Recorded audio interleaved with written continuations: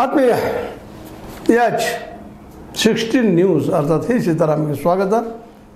ನಾನು ನಿಮ್ಮವ MI ಅಥವಾ ಮಲ್ಲಪ್ಪ ಜೋತಾವರ್. ಆತ್ಮೀಯರೇ, BDCC ಬ್ಯಾಂಕ್ ಚುನಾವಣೆ ಮುಗಿದೋಯ್ತು.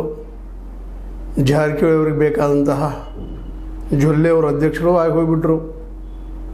ಸೌದಿಯವ್ರಿಗೆ ಬೇಕಾದಂತಹ ನಮ್ಮ ರಾಜು ಕಾಗಿ ಅವರು ಉಪಾಧ್ಯಕ್ಷರಾದರು. ಅದರಿಂದ ಸಮಗುಸ್ತಾಗಿ ಬಿಡುಗಡೆ ಆಯಿತು. ಆದರೆ ತಾವು ಪ್ರಬಲರು ಜಿಲ್ಲೆಯಲ್ಲಿ ಅನ್ನೋದನ್ನು ಸಾಬೀತು ಮಾಡುವಲ್ಲಿ ಭಾಳಷ್ಟರ ಮಟ್ಟಿಗೆ ಯಶಸ್ವಿ ಆದರು ನಮ್ಮ ಜಾರಕಿಹೊಳಿ ಸಹೋದರರು, ಅದರಲ್ಲೂ ಸತೀಶ್ ಅವರು. ಈಗ ಜಿಲ್ಲಾ ಉಸ್ತುವಾರಿ ಸಚಿವರು, ಕಾಂಗ್ರೆಸ್ನಲ್ಲಿ ಪ್ರಬಲವಾದ ವ್ಯಕ್ತಿತ್ವವನ್ನು ಬೆಳೆಸ್ಕೊಂಡಂಥವರು, DKC ಅವರಿಗೆ ಪ್ರಬಲ ಸ್ಪರ್ಧೆ ನೀಡುತ್ತಿರುವಂಥವರು, ನಾನು ಮುಂದಿನ CM 2028ರಲ್ಲಿ ಹೇಳುವಂಥವರು. ಈ ಜೊಲ್ಲೆಯವರು ನೇಮಿಸೋದ್ರಲ್ಲಿ ತಪ್ಪಿದ್ರಾ ಅಂತ ಒಂದು ಪ್ರಶ್ನೆ ಹೇಳ್ತಾ ಇದೆ ಇತ್ತೀಚೆಗೆ. ಹೌದು, ಮಾತು ಉಳಿಸ್ಕೊಂಡ್ರು. ನಮ್ಮ ಬಾಲಚಂದ್ರ ಜಾರಕಿಹೊಳಿ ಮಾತು ಕೊಟ್ಟಿದ್ದರು, ಅಂತಂಬರಿಲ್ಲ ಎಲ್ಲ ಕುಡ್ಕೊಂಡು ಮಾಡಿದ್ರು. ಇದನ್ನು ಇದು ಸಹಕಾರ ಸಂಘ, ಇಲ್ಲಿ ಪಾರ್ಟಿ ಬರೋದಿಲ್ಲ ಅಂಥೇಳಿ ಏನೋ ತಮ್ಮದೇ ಆದಂಥ ಒಂದು ವ್ಯಾಖ್ಯಾನಗಳು ಮಾಡ್ತಾ ಹೋದರು. ಕೊನೆಗೆ ಅನಿವಾರ್ಯವಾಗಿ ಪಾರ್ಟಿ ಎಂಟರ್ ಆಗಿಬಿಟ್ಟಿದ್ದಲ್ಲ ಕಾಂಗ್ರೆಸ್. ಸಹಜದ, ಯಾಕಂತಂದರೆ ಈ ಉಸ್ತುವಾರಿ ಸಚಿವರು ಸಹಜವಾಗಿ ಕಾಂಗ್ರೆಸ್ನ ಅಧ್ಯಕ್ಷತೆಗೆ ಇರಬೇಕು ಅನ್ನೋದು. ಯಾಕಂದ್ರೆ ಮುಂದೀಗ ಜಿಲ್ಲಾ ಪಂಚಾಯತಿ ಅಥವಾ ತಾಲೂಕು ಪಂಚಾಯತಿ, ಗ್ರಾಮ ಪಂಚಾಯತಿ ಇಲೆಕ್ಷನ್ ಬರ್ತಾ ಇದ್ದಾವೆ. ಇಂಥ ಸಂದರ್ಭದಲ್ಲೇ ಅಧ್ಯಕ್ಷರು ಭಾಳ ಮಹತ್ವದ ಕೆಲಸವನ್ನು ಮಾಡ್ತಾರೆ ಮತ್ತು BJPಗೆ ಬೆನಿಫಿಟ್ ಆಗ್ತದೆ ಅನ್ನೋದು ಕಾಂಗ್ರೆಸ್ನ ಹೈಕಮಾಂಡ್ನ ವಿಚಾರ. ಸಹಜ ಮಾತದು. ಈ ದಿಸೆಯಲ್ಲಿ ನಮ್ಮ ಏನಪ್ಪ ಅಂದರೆ ಸಿದ್ದರಾಮಯ್ಯನ ಮಾತನ್ನು ಅವರ ಪರಮ ಶಿಷ್ಯ ನಮ್ಮ ಸತೀಶ್ ಅವರು ಧಿಕ್ಕರಿಸಿದರ ಅಂತೇಳಿ. ಯಾಕಂದ್ರೆ ಅವರು ಸೂಚನೆ ಕೊಟ್ಟಿದ್ದರಂಥ ಸುದ್ದಿಗಳಿದ್ದಾವೆ, ಪ್ರಬಲವಾದ ಸುದ್ದಿಗಳು. ಅಧ್ಯಕ್ಷರು ಕಾಂಗ್ರೆಸ್ ಅವರಾಗಲಿ ಅಂತೇಳಿ ಆಗಲಿಲ್ಲ. 33 ಮೇಲೆ ಡಿವೈಡ್ ಮಾಡಿದ್ದಾರೆ. ಯಾಕಂದ್ರೆ ಇವ್ರಿಗೂ ಅಷ್ಟು ಮುಖ್ಯತ್ತು ನಮ್ಮ ಇವರಿಗೆ ಜಾರಕಿಹೊಳಿ ಸಹೋದರರಿಗೆ. ಅದರಲ್ಲೂ ಮುಖ್ಯ ಬಾಲಚಂದ್ರ ಜಾರಕಿಹೊಳಿ ಅಂತೂ ಮಾತು ಕೊಟ್ಟಿದ್ರು, ನಾವು ಲಿಂಗಾಯತರ ಅಧ್ಯಕ್ಷರು ಮಾಡ್ತೀವಿ ಅಂತೇಳಿ. ಅದಕ್ಕೆ ಎಲ್ಲ ಕಾಂಗ್ರೆಸ್ಸು ಹೇಳಿದ್ರು ಲಿಂಗಾಯತನ ಮಾಡಿರಿ, ಆದರೆ ಕಾಂಗ್ರೆಸ್ ಅವ್ರು ಮಾಡಿರಿ ಅನ್ನುವಂಥದ್ದು ಕಾಂಗ್ರೆಸ್ಸಿನ ಒಂದು ಡೈರೆಕ್ಷನ್ ಇತ್ತು ಅಂತ ಹೇಳಿ ಕೇಳಿ ಬರ್ತಾಯಿದೆ. ಅದನ್ನು ಬದುಕಿ ಸರಿಸಿದಂತಹ ಬಾಲಚಂದ್ರ ಜಾರಕಿಹೊಳಿ ಅವರು ಮಾತು ಕೊಟ್ಟಿದ್ದರು, ಜಾರಕಿಹೊಳಿ ಕುಟುಂಬದವ್ರು ಮಾತು ಕೊಟ್ಟಿದ್ದರು. ಜೊಲ್ಲೆ ಅವ್ರನ್ನ ಆಯ್ಕೆ ಮಾಡುವಲ್ಲೇ ಅವ್ರು ಭಾಳ ಪ್ರಯತ್ನ ಮಾಡಿದ್ರು. ಏನು ಸುಳ್ಳಲ್ಲ, ಅದೇನ ಕಣ್ಣಿಗೆ ಕಾಣೋ ಸತ್ಯದ. ಇಲ್ಲೇ ಪಾರ್ಟಿಗಳಿಗಿಂತಲೂ ದೋಸ್ತಿ ಮುಖ್ಯ. ಮತ್ತು ಇನ್ನೊಂದು ಮಾತಂದ್ರೆ ಲಿಂಗಾಯತರಲ್ಲಿ ವಿಶ್ವಾಸ ಮೂಡಿಸ್ಬೇಕಾಗಿತ್ತು. ಯಾಕಂದರೆ ಮುಂದಿನ ರಾಜಕೀಯಕ್ಕೆ ಈ ಲಿಂಗಾಯತರ ಬೆಂಬಲ ಬೇಕು. ಕೇವಲ ಇವರು ಅಹಿಂದ ಇನ್ನುಳಿದ ಬಿದ್ದ ಸಮಾಜದ ಬಗ್ಗೆ ಮಾತಾಡುವಂಥವ್ರು ಅಥವಾ ಬೆಂಬಲಿಗರು ಅನ್ನುವಂಥ ಟೀಕೆಗಳಿಂದ ಹೊರಗೆ ಬರಬೇಕಾಗಿತ್ತು ಅವ್ರಿಗೆ. ಸ್ವತಂತ್ರವಾದ ಮೀಡಿಯಾಗೆ ಬೇಕಾಗಿರುವುದು ಸ್ವತಂತ್ರ ಧ್ವನಿ. ಆ ಸ್ವತಂತ್ರ ಧ್ವನಿ ಉಳಿಸಲು ನೀವು ಮಾಡಬೇಕಾದದ್ದು ಇಷ್ಟೇ. ಅದೇನಪ್ಪಾ ಅಂತಂತಂದ್ರೆ, ನಿಮ್ಮ ಕೈಲಾದಷ್ಟು ಸಹಾಯ ಈ ಚಾನಲ್ಗೆ ಮಾಡಿ ಹಾಗೂ ನಿಮ್ಮ ಧ್ವನಿಯನ್ನು ಕಾಪಾಡಿಕೊಳ್ಳಿ.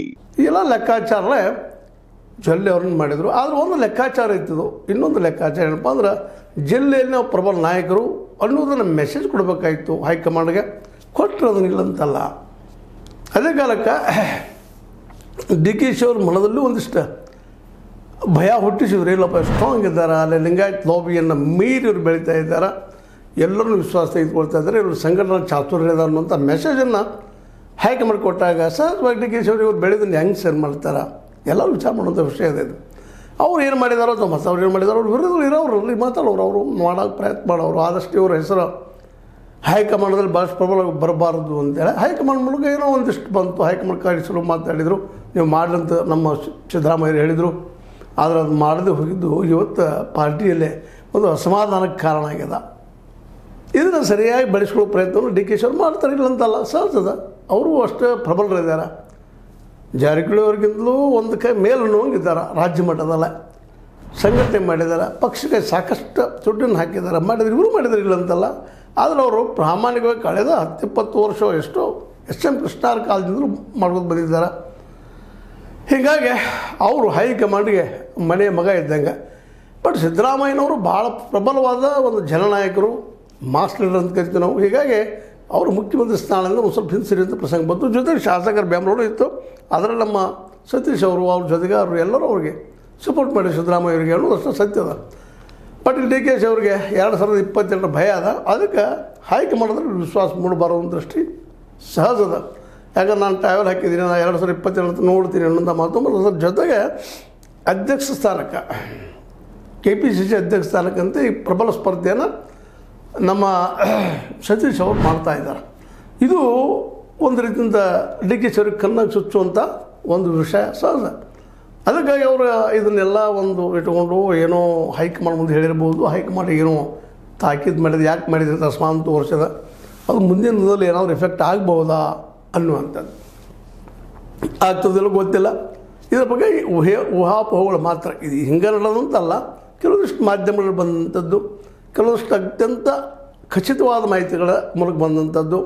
ಇದರಿಂದಾಗಿ ಇನ್ ಫ್ಯೂಚರ್ ಕಾಂಗ್ರೆಸ್ನಲ್ಲ ಸತೀಶ್ ಅವರಿಗೆ 2028ರಲ್ಲಿ ಅಥವಾ ಈಗ ಅಧ್ಯಕ್ಷ ಆಗೋದಕ್ಕೆ ಅಡ್ಡಗಾಲ ಆಗ್ತದನ ಅಂತೇಳಿ. ಯಾಕಂದರೆ ಇವತ್ತು ಬಿಹಾರದ ರಿಸಲ್ಟ್ ನೋಡಿದ್ದೀರಿ ನೀವು, ಇನ್ನುಳಿದ ಕಡೆ ರಿಸಲ್ಟ್ ನೋಡಿದ್ದೀರಿ. ಕಾಂಗ್ರೆಸ್ ಮತ್ತು ಬಿ ಜೆ ಪಿ ನಡಕ್ಕೆ ಹಾವು ಮುಂಗಿಸಿ ತಿಕ್ಕಾಟ ನಡೆದ ಭಾಳ ತೀವ್ರ ಅದ. ಹೌದು, ಇವು ಸೋತಿರ್ಬೋದು ಕಾಂಗ್ರೆಸ್, ಆದರೆ ಒಬ್ಬ ಬಲಾಢ್ಯ ನಾಯಕಾಗಿ ತಯಾರಾಗ್ತಾ ಇದ್ದಾರೆ ರಾಹುಲ್ ಗಾಂಧಿ ಅವರು. ಇಂದಿಲ್ಲ ನಾಳೆ ಕಾಂಗ್ರೆಸ್ ಭವಿಷ್ಯದ ಅವ್ರು ನಂಬಿದ್ದಾರೆ. ಮತ್ತು ಇವತ್ತು ಏನೇನೋ ಗದ್ದಲಗಳ ಬಗ್ಗೆ ಆರೋಪ ಮಾಡ್ತಾ ಇದ್ದಾರೆ. ಎಲೆಕ್ಷನ್ ಕಮಿಷನ್ ಇದ್ರ ಜೊತೆಗೆ ಬಿ ಜೆ ಪಿ ಜೊತೆ ಕೈ ಜೋಡಿಸಿದಂಥ ಆರೋಪಗಳಿದ್ದಾವೆ. ಇಲ್ಲಂತಲ್ಲಿಕ್ಕೆ ಆಗೋದಿಲ್ಲ. ಅಲ್ಲಿ ಡೆವಲಪ್ಮೆಂಟ್ಗಳು, ಅಲ್ಲಿಯ ಸೀಕ್ರೆಟ್ ವರದಿಗಳು ಬಂದಾಗ ಹೌದು ಇರ್ಬೋದು ಅಂತ ಅನ್ನೋದು ಎಲ್ಲ ದೇಶ ತುಂಬ ಹೋಗ್ತಾ ಇದೆ. ಇಲ್ಲೇ ಗೆಲುವನ್ನು ಕಸಿದುಕೊಳ್ತಾ ಇದ್ದಾರೆ ಎಲೆಕ್ಷನ್ ಕಮಿಷನ್ ಜೊತೆ ಕೂಡ ಅನ್ನೋದು ಬಹುತರವಾದ ದೊಡ್ಡ ಆರೋಪ ಅದ. ಇನ್ನು ಮುಂದಿನ ಗುರಿ ಅವ್ರಿಗೆ ವೆಸ್ಟ್ ಬೆಂಗಾಲ್ ಅದನ್ನು ಕಸ್ಕೊಳ್ತೀವಿ ಅಂತ ಹೇಳ್ತಾ ಇದ್ದಾರೆ. ಬಿ ಜೆ ಪಿಗರು ಯಾವ ರಾಜ್ಯದಲ್ಲಿ ಹೌದು ಅವರು ಡೆವಲಪ್ಮೆಂಟ್ ಮಾಡಿದ್ದಾರೆ, ಬಡತನ ಹೋಗಲಾಡಿಸಿದ್ದಾರೆ, ಎಲ್ಲ ಸಮಸ್ಯೆಗಳು ಸಾಲ್ವ್ ಮಾಡಿದ್ದಾರೆ ಅಂತ ಹೇಳಿದರೆ ಅದು ಮಾತು ಬೇರೆ. ಇವತ್ತು ಅನೇಕ ಸಮಸ್ಯೆಗಳ ಮೇಲೆ ಇದ್ದಾವೆ. ಬಡತನದ, ನಿರುದ್ಯೋಗದ ಜೊತೆಗೆ ಶಿಕ್ಷಣ ಇನ್ನೂ ಅದು ಇಲ್ಲಂತಲ್ಲ. ದೇಶದ 90% ಜನ ಇವತ್ತೂ ಸಹಿತ ಒದ್ದಾಡ್ತಾ ಇದ್ದಾರೆ ಹೋರಾಟಕ್ಕಾಗಿ ದಿನನಿತ್ಯ.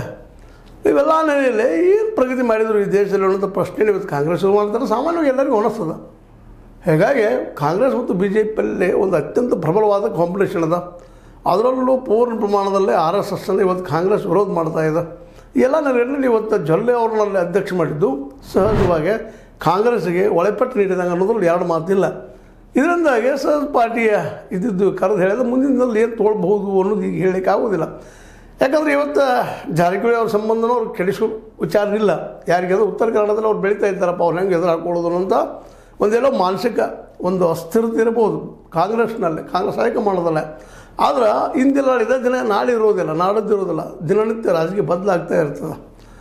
ಅಂಥ ಒಂದು ಸಂದರ್ಭ ಬಂದಾಗ ಇವತ್ತು ಮಾತ್ರ ಡಿ ಕೆ ಶಿ ಹೈಕಮಾಂಡದ ಒಲವನ್ನು ಗೆಲ್ಲುವಲ್ಲೇ ಯಶಸ್ವಿ ಆಗ್ತಾ ಇದ್ದಾರೆ. ಅವ್ರಿಗೆ ಒಬ್ಬರೇ ಏನಪ್ಪ ಅಂದ್ರೆ ಸಿದ್ದರಾಮಯ್ಯರು, ಅವರ ಹೆಸರು, ಅವರ ಮಾಸ್ ಲೀಡರ್ಶಿಪ್. ಅದಕ್ಕಾಗಿ ಹೇಳೋದು ಏನಾದರೂ ಇವತ್ತು CM ಆಗೇ ಹೋಗ್ತಿದ್ರು. ಇದರಲ್ಲಿ ಎರಡು ಮಾತಿಲ್ಲ. ಈಗ ಇನ್ನೊಂದು ಈ ಘಟನೆಯಿಂದಾಗೆ ಇದನ್ನು ಸರಿಯಾದ ಸಮಯದಲ್ಲಿ ಡಿ ಕೆ ಶಿ ಬಳಸ್ಕೊಳ್ಳೋ ಸಾಧ್ಯತೆಗಳು ಹೆಚ್ಚಿದ್ದವು. ಇದು ನಿಜವಾಗಿಯೂ ಇದು ಬಳಸ್ಕೊಂಡ್ರೆ ಇವರು ಮುಖ್ಯಮಂತ್ರಿ ಆಗ್ತಾರೋ ಇಲ್ಲೋ ಗೊತ್ತಿಲ್ಲ. ಬಟ್ ಇದೊಂದು ಅಡ್ಡ ಆಗ್ತದಪ್ಪ ಇವರಿಗೆ, ನಮ್ಮ ಸತೀಶ್ ಅವರಿಗೆ ಅನ್ನುವಂಥ ಮಾತು. ಯಾಕಂದ್ರೆ ಇಲ್ಲೇ ಪಾರ್ಟಿ ಅನ್ನುವಂಥದ್ದು ಕುಟುಂಬಗಳು ನೋಡಲಿಕ್ಕೆ ಹೋಗಲಿಕ್ಕಿಲ್ಲ ಅನ್ನೋದು ಒಂದು ತರ್ಕ. ಆದರೆ ಇಲ್ಲೇ ಈ ಒಂದು ಬೆಳಗಾವಿ ಜಿಲ್ಲೆ ಮಟ್ಟದಲ್ಲಿ ಎಲ್ಲ ಕುಟುಂಬ ರಾಜಕಾರಣದ ಎಲ್ಲರೂ ಅದನ್ನ ಮಾಡ್ತಾ ಇದ್ದಾರೆ. ಬಿ ಜೆ ಪಿ ಇರಲಿ, ಕಾಂಗ್ರೆಸ್ಗೆ ಇರಲಿ, ಇವತ್ತಿರುತ್ತಿರುವಂಥ ಎಲ್ಲ ಲೀಡರ್ಗಳು ಕುಟುಂಬ ಲೀಡರ್ಗಳನ್ನು. ಹೀಗಾಗಿ ತಮ್ಮ ಕುಟುಂಬದ ಹೆಸರನ್ನು ಬೆಳೆಸಿಕೊಳ್ಳೋ ಸಲುವಾಗಿ ಬಾಲಚಂದ್ರ ಅವರು ಕೊಟ್ಟಂಥ ಆಶ್ವಾಸನೆ ಉಳಿಸ್ಕೊಳ್ಳೋ ಸಲುವಾಗಿ ಜೊಲ್ಲೆ ಅವರ ಜೊತೆಗೂಡಿ ಎಲೆಕ್ಷನ್ ಮಾಡಿದ ಸಲುವಾಗಿ ನೂರಾರು ಕಾರಣ ಇರ್ಬೋದು. ಅವರು ಜೊಲ್ಲೆ ಅವ್ರನ್ನ ಅಧ್ಯಕ್ಷರನ್ನಾಗಿ ಮಾಡುವಲ್ಲ. ಬಟ್ ಇದು ಏನಪ್ಪ ಅಂದರೆ ಡಿ ಕೆ ಶಿ ಅವರಿಗೆ ಒಂದು ದಾಳ ಆಗ್ತದೆ. ನಾವು ಚದುರಂಗದ ಆಟದಲ್ಲೇ, ರಾಜಕೀಯ ಚದುರಂಗದ ಆಟದಲ್ಲೇ ಚೆಕ್ಮೇಟ್ ಆಗುವಂಥ ಸಾಧ್ಯತೆಗಳು ಹೆಚ್ಚಿದ್ದಾವೆ. ಅದೇನೂ ಇರಲಿ, ಸತೀಶ್ ಅವ್ರು ಸರಿ ಇತ್ತೋ ತಪ್ಪಿತ್ತೋ ಗೊತ್ತಿಲ್ಲ. ಆದ್ರೆ ಇವತ್ತಿನ ಮಟ್ಟಿಗೆ ಮಾತ್ರ ಯಾವುದೇ ಪರಿಣಾಮಗಳು ಕಾಣದೇ ಹೋದರೂ ಸಹಿತ ಇನ್ ಫ್ಯೂಚರ್ ಭವಿಷ್ಯದಲ್ಲೇ ನಿಶ್ಚಿತವಾಗಿಯೂ ಡಿ ಕೆ ಶಿವಕುಮಾರ್ ಅವ್ರಿಗೆ ಈ ಒಂದು ಘಟನೆ, ಅದರಲ್ಲೂ ಅಧ್ಯಕ್ಷ ಮಾಡಿದ ಘಟನೆ ಅಡ್ಡಗೋಡೆ ಅದು ತಡೆಗೋಡೆ ಆಗ್ಬೋದಾ ಇದಕ್ಕೆ ನೋಡ್ಬೇಕೇನು ಮುಂದಿನ ದಿನದಲ್ಲೇ. ಆದರೂ ಜಾರಕಿಹೊಳಿ ಸಹೋದರರು ಮಾತ್ರ ಜಿಲ್ಲೆಯಲ್ಲೇ ಯಾವುದೇ ಪಕ್ಷದಲ್ಲಿ ತಮ್ಮ ಪ್ರಭಾವವನ್ನು ಅದರ ಮೇಲೆ ಮಾಡಿಕೊಂಡಿದ್ದಾರೆ. ಮತ್ತು ಅವರು ತಮ್ಮ ಬಲದಿಂದ, ತಮ್ಮ ಅರ್ಥಬಲ ಇರ್ಬೋದು, ಬುದ್ಧಿವಂತಿಕೆ ಇರ್ಬೋದು, ಸಹೋದರರಲ್ಲಿರುವಂಥ ಒಕ್ಕಟ್ಟಾಗಿರ್ಬೋದು, ಎಲ್ಲ ಕಾರಣಗಳಿಂದ ಜಿಲ್ಲೆಯಲ್ಲಿ ಪಕ್ಷಗಳು ಅವರ ಒಂದು ಅಡಿಯಲ್ಲಿ ಉಳಿಯೋಂಗೆ ಮಾಡ್ಕೊಂಡಿದ್ದಾರೆ. ಹೀಗಾಗಿ ತುರ್ತು ಕಾಂಗ್ರೆಸ್ ಇದ್ದಿದ್ದು ಅವ್ರ ಮೇಲೆ ಅಟ್ಯಾಕ್ ಮಾಡದೇ ಹೋದರೂ ಸಹಿತ ಮುಂದಿನ ದಿನಗಳಲ್ಲಿ CM ಪೋಸ್ಟ್ ಭಾಳ ಮಹತ್ವದ ಆಗಬೇಕು, ಭಾಳ ಕನಸದ ಜಾರಕಿಹೊಳಿ ಸಹೋದರರ ಕುಟುಂಬಕ್ಕೆ, ಅದರಲ್ಲೂ ಸತೀಶ್ ಅವ್ರಿಗೆ. ಯಾಕಂದ್ರೆ ಸವ್ಯಸಾಚಿ ಜೊತೆಗೆ ಬುದ್ಧಿವಂತರು ಮತ್ತು ಎಲ್ಲರೊಂದಿಗೂ ಬೆರೆಯುವಂಥ ಗುಣವನ್ನು ಬೆಳೆಸ್ಕೊಂಡವರು, ಅಹಿಂದ ಸಂಘಟನೆಯನ್ನು ಪ್ರಬಲವಾಗಿ ಮಾಡಿಕೊಂಡಂಥವರು, ಮತ್ತು ಸಿದ್ದರಾಮಯ್ಯ ಉತ್ತರಾಧಿಕಾರಿ ಅಂತೇಳಿ ಸ್ವತಃ ಅವ್ರ ಮಗ ಯತೀಂದ್ರ ಅವರು ಹೇಳಿದ್ದರಿಂದಾಗೆ ಈವನ್ ರಾಹುಲ್ ಗಾಂಧಿ ಅವರು ಸಹಿತ ಇವತ್ತು ಅದೇ ಪಾಲಿಸಿಯನ್ನು ಅಡಾಪ್ಟ್ ಮಾಡ್ಕೊಂಡಿದ್ದರಿಂದಾಗೆ ಭವಿಷ್ಯದಲ್ಲೇ ಅವರಿಗೆ CM ಸೀಟ್ ಒಲಿಬೋದು. ಆದರೂ ಈ ಮಾಡಿದ ತಪ್ಪ ಎಷ್ಟು ಮಟ್ಟಿಗೆ ಪ್ರಭಾವ ಆಗ್ತದೆ ಡಿ ಕೆ ಶಿ ಅವರಿಗೆ ಇದು ಬ್ರಹ್ಮಾಸ್ತ್ರ ಆಗ್ತದೆ ಅನ್ನೋದು ಮುಂದಿನ ನೋಡ್ತಾ ಹೋಗೋಣ ಅಂತ ಹೇಳ್ತಾ ಜಸ್ಟ್ ನಿಮಗೆ ಅದು ಘಟನೆ ಬಗ್ಗೆ ವಿಶ್ಲೇಷಣೆ ಮಾಡಿದ್ದು ನಿಮ್ಗೆ ಲೈಕ್ ಮಾಡಿ ಶೇರ್ ಮಾಡಿ ಕಮೆಂಟ್ ಮಾಡಿ ಜೊತೆಗೆ ಸಬ್ಸ್ಕ್ರೈಬ್ ಆಗೋದು ನಿಲ್ಲಿಸ್ಬಿಡ್ರಿ H16 ನ್ಯೂಸ್ ಅರ್ಥಾತ್ ಸಿದ್ದರಾಮಯ್ಯ ಸತ್ಯದ ಕೈಗೊಂಡೆ ವಂದನೆಗಳು.